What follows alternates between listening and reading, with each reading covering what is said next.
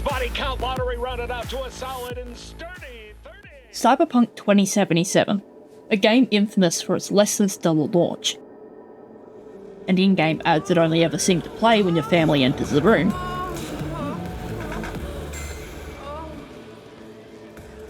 managed to make an insane comeback by not only listening to its community, but also by implementing game design principles in nearly every aspect of its gameplay. Cyberpunk 2077 was created by CD Projekt Red, which is a game company that was founded in Poland in the year of 2002. It's widely known for creating the Witcher series. In this game, you play as V, a hardened Night City merc who bungles a job so badly that they end up with a sentient digital brain tumour that is slowly but surely killing them. There's honestly about 100 separate stories going on in 2077, which can get a bit confusing at times. And in order to tie them all together, the game sticks to a very classic RPG game loop. This game loop mainly consists of go to this location, kill these guys. If you succeed, you loot and collect the reward that is offered to you. You then level up, get better gear, and the loop starts again. If you don't succeed in killing these guys, you then have to grind experience in order to level up, become stronger, in order to go to this location and actually kill those guys. This can be pretty clearly seen in the post-prologue montage, as V completes jobs, gets quite literally stomped on by much tougher enemies, before they go and grind smaller jobs in order to buy better gear and then tackle those high-level enemies. At the very start of your game, you're able to select a life path. This consists of Nomad, Street Kid, and Corpo. Although this doesn't have much direct impact on your gameplay, apart from the prologue and some dialogue choices, it makes V feel like less of a blank slate, more like an established character. Furthermore, when you get to customize V, this often influences the player's choices, making them more invested in the character and the story, and this sense of immersion leads into the first principle: believable events and behaviour. Something that makes Night City feel alive is the fact that your actions have believable consequences. For example, if I smash into this guy's car,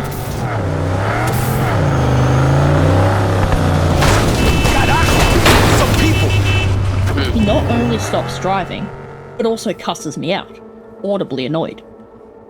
If you decide to walk into the middle of a busy street, it's a big city, there's a lot of cars, you're probably going to get hit, and then take damage. Depending on who you point your gun at, and or shoot, they can react in many different ways. In this clip we see one guy immediately run away, and one who draws his own gun before deciding that this is a very bad idea and fleeing. It's actually at this moment that an aspect of the UI comes into play. A wanted star has appeared as a result of my actions, indicating that the police are on their way as a response. When they arrive, we again see more UI examples. Alert signs above the cops' heads, and text showing that I have just landed a critical hit, and my wanted level as a result has gone up.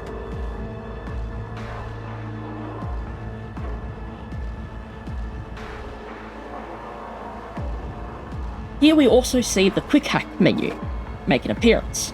This menu is an integral part of how the game plays, and even players that go for a tanky melee build will use it at some point. Additionally, blowing up this van while standing right next to it predictably hurts you. You can even see a little directional indicator that shows the player where the damage is coming from, which, while not super useful in this situation as the direction is quite obvious, is incredibly useful in chaotic firefights. The explosion also causes a nearby laptop to fly away, which brings us to the game principle of physics. Once again, crashing into another car, not only do both vehicles stop due to the collision, but both take obvious and believable damage, leaving debris scattered on the road. Another example of collision is that when pushing your way past NPCs, you will actually bump into them, causing both them and yourself to stumble, and the NPCs to become annoyed. Many objects around Night City, including the trash bags that are quite literally everywhere, are also given not only collision, but are destructible. As I do this, you can see how when I strike the metal bin, my blades cause sparks. This not only makes sense, but also grants weapons a sense of weight, presence. Should be noted, however, that physics in 2077 are not always perfect. and seeing a car glitch into the ground before launching into the stratosphere is not a totally uncommon sight in the City of Dreams. Arguably one of the principles that 2077 employs best is atmosphere. You don't need to be told that the city is a dystopia, because as you walk around, it becomes very obvious. Exploring most areas will reveal dirty streets strewn with garbage, barbed wire, homeless, and quite a few clubs, often gang-affiliated or run.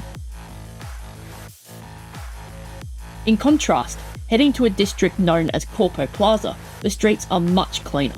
They're well lit and even have greenery, which is yet another indication of the clear class divide within Night City. 2077 is also adept at making the player feel really small, as displayed on nearly every flat surface, and their volume is turned to the max.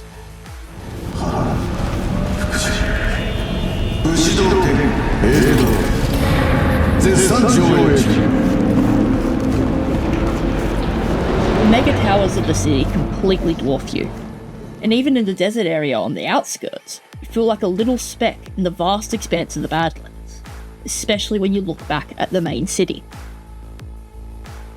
However, a more condensed example of how Cyberpunk implements environment is in buildings and the gang hideouts.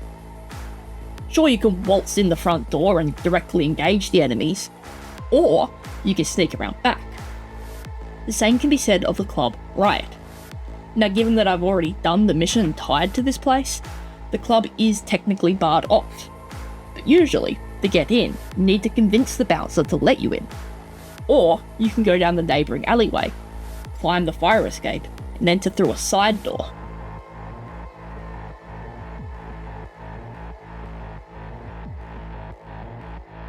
There are so many other examples of game design that are present in 2077. As much as I'd love to keep pointing them out and endlessly yap about them and analyse the game and its design even further, the video's already gone on for quite a while and I don't really trust myself to not go completely off topic and off script.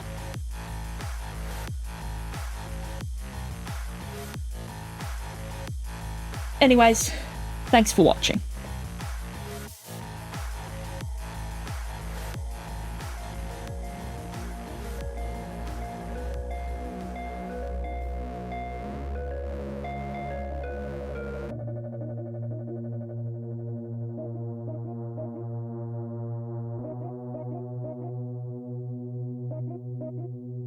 Good morning, Night City, a day in the life.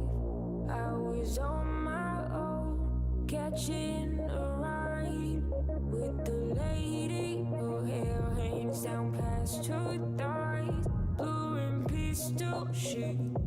Satisfies leather jacket, zip tucked